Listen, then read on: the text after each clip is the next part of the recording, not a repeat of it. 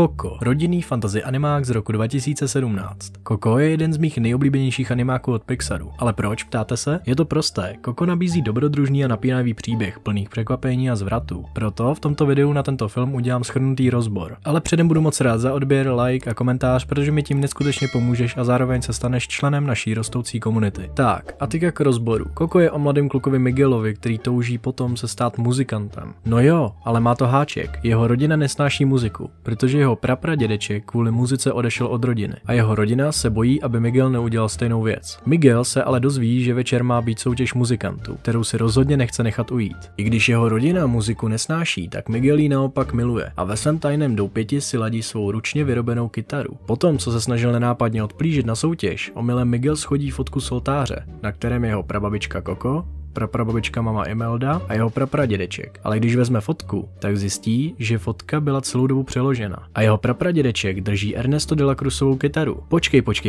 Kdo je Ernesto de la Cruz? Tak na to ti hnedka odpovím. Ernesto de la Cruz byl největší muzikant v Mexiku a taky je to Miguelův vzor. Takže potom, co Miguel zjistí, že jeho prapradědeček je Ernesto de la Cruz, jde to oznámit celé rodině a řekne jí, že bude muzikant. Ale s rodinou to nedopadne a pohádají se. Dokonce Miguelova babička rozbije jeho kytaru. Nakonec Miguel pohádce uteče na soutěž, kde schání novou kytaru, ale nikdo mu ji půjčit nechce. Rozhodne se, že se vkrade do de la Cruzovy hrobky, kde byl pohřben i s kytarou. Ale tato kytara sebou nese prokletí a Miguel se ocitá v říši mrtvých, kde najde své už mrtvé příbuzný a půjde s nima do světa mrtvých, kde se snaží vyřešit, jak Miguela vrátit zpátky a zjistí, že je to možné. Někdo z rodiny musí Miguelovi dát požehnání, ale zároveň si ten dotyčný příbuzný může určit podmínky, což taky mama Imelda udělá.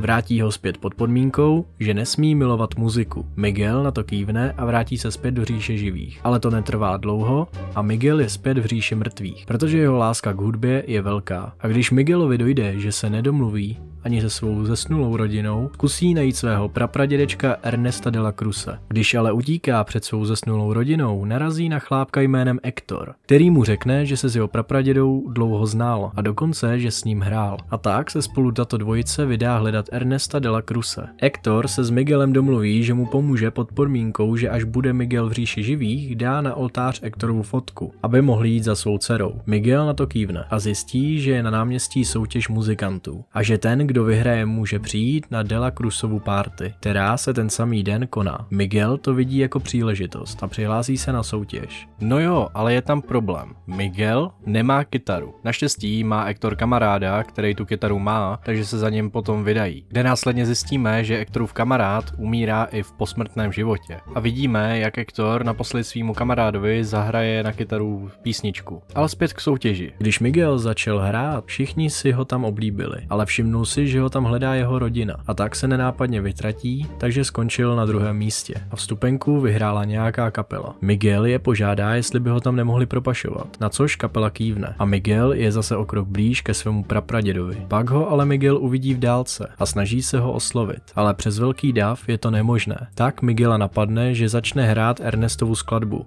načež si ho Ernesto hnedka všimne. Poté ale Miguel spadne do bazénu, kde se mu směje jeho make-up a všichni zjistí, že se jedná o toho živého kluka, o kterým se dnes celý večer mluví. Miguel mu řekne, že je to jeho prapravnuk a hned si spolu padnou do oka. Ale pak se tam objeví Hector, který chce, aby Miguel vzal společně sebou i Hectorovu fotku. Pak proběhne menší hádka mezi Ernestem a Hectorem a dozvídáme se, že všechny Ernestovy písně složil Hector a že Hectora zavraždil a ukradl mu jeho slávu. Ernesto poté oba dva zavře do jámy a Hector řekne, že touží zase vidět svoji dceru, Coco. A Miguel zjistí, že Hector je celou dobu jeho prapradědeček. A je tam jedna špatná věc. Důvod, proč Hector chtěl po Miguelovi, aby mu v říši živých dal jeho fotku na oltář, byl ten, že pokud na vás vaši živí příbuzní zapomenou nebo zemřou, tak vy zmizíte i v říši mrtvých. A Hector to začíná vnímat, jelikož jediná, kdo si ho pamatuje, je Coco, ale už je stará a umírá. A proto není pak nikdo, kdo by si Hectora pamatoval zaživa. A to je důvod, proč Hector chce po Miguelovi, aby dal jeho fotku na oltář. Najednou se ale nad jámou objeví mama Imelda a Hector po několika letech zase vidí svou ženu. Když je celá rodina pohromadě, mama Imelda chce, aby se Miguel vrátil domů.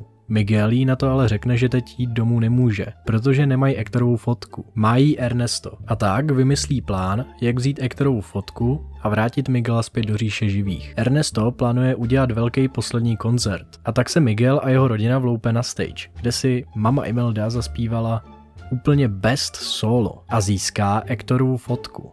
Když už to vypadá, že je všechno u konce, Ernesto chytne Miguela a chce ho schodit, což taky pak udělá. Naštěstí Miguela zachrání Imeldy lítací kočka, ale problém je, že Miguelovi spadne Hectorova fotka a rozpustí se v kaluži, takže Hector umírá a Miguel se musí vrátit zpět domů, bez podmínek. Když tak učiní, Miguel rychle běží za babi Coco, aby si ještě jednou vzpomněla na Hectora. Ale to nezabírá. A Miguel jí na kytaru zahraje Vzpomínku máš, což je píseň, kterou jí Hector hrával, když byla malá. V tu chvíli do místnosti vtrhne jeho rodina a babi Coco vše vysvětlí, jak to je s muzikou. A tak se Miguelova rodina naučí milovat hudbu. Pak tu máme roční posun do budoucnosti a vidíme, že Miguel všem řekl, jak je to doopravdy s Hectorovou hudbou a z Ernesta se stal jen podvodník. Můžeme vidět, že celá rodina tančí a zpívá u rodinné sešlosti, kde se nachází i zemřelý příbuzný a všechno pak hezky končí. A tohle byl film Coco. Ano, vím, tady to shrnutí bylo o něco kratší. A to proto, že kdybych ho měl dělat celý, tak by to bylo na strašně dlouho a asi bych se z toho zbláznil. Takže doufám, že vám to nějak nevadí, ale v budoucnu určitě plánuju dělat nějaký delší rozbory, takže si určitě počkejte, jen to bohužel nebude hned. Ale tomuhle filmu bych 100% dal 90%, protože je superovej. Má skvělý příběh, skvělý postavy, skvělý napětí a celkově ten film